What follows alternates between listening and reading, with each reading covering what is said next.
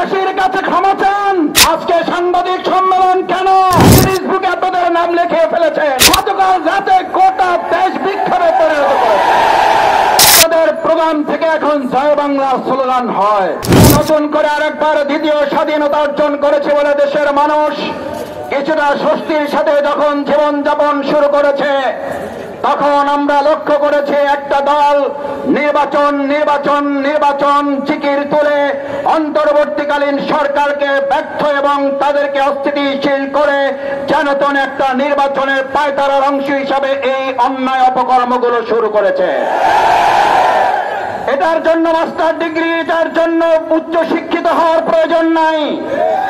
আমাদের সাধারণ জনগণ কথা বলতে শুরু করেছে। এটার জন্য আজকে শুনলাম সাংবাদিক সম্মেলন করে তদন্তের কথা বলা হয়েছে।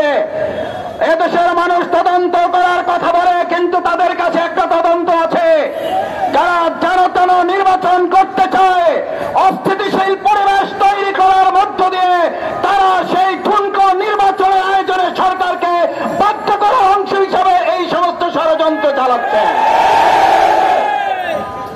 9 তারিখে ঘটনা সংঘটিত হয়েছে। আজকে সাংবাদিক সম্মেলন কেন? আমরা সেই দলের কাছে জানতে চাই।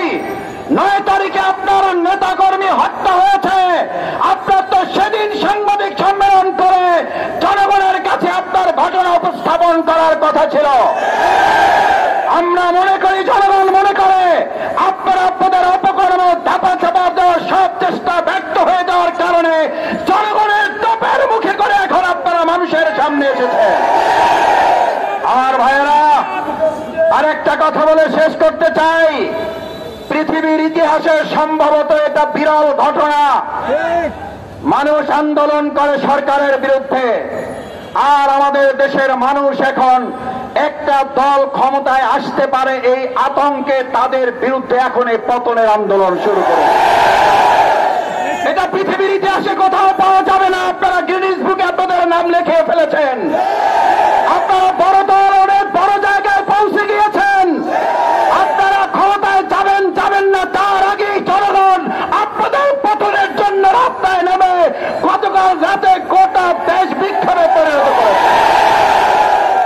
আমরা জুলাই আগস্টে যে স্লোগান শুনেছি, গত রাতে বিশ্ববিদ্যালয়, স্কুল, কলেজগুলোতে সেই স্লোগান শুনেছি। তার মানে আপনাদের প্রোগ্রাম থেকে এখন জয় বাংলা স্লোগান হয়। জনগণ আজ আপনাদের বিরুদ্ধে মুখ খুলে ছাত্র জনতা আবার আরেকটা 5ই আগস্টের জন্য প্রস্তুতি গ্রহণ করছে।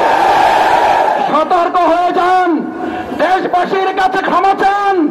অন্যায়, অত্যাচার, চাঁদাবাজি, সন্ত্রাস, খুন, ধর্ষণ বন্ধ করুন, না হলে 5ই আগস্টের মুখে আবার আরেকটা দেশত্যাগের ঘটনা ঘটতে অস্বাভাবিক কিছুই হবে না।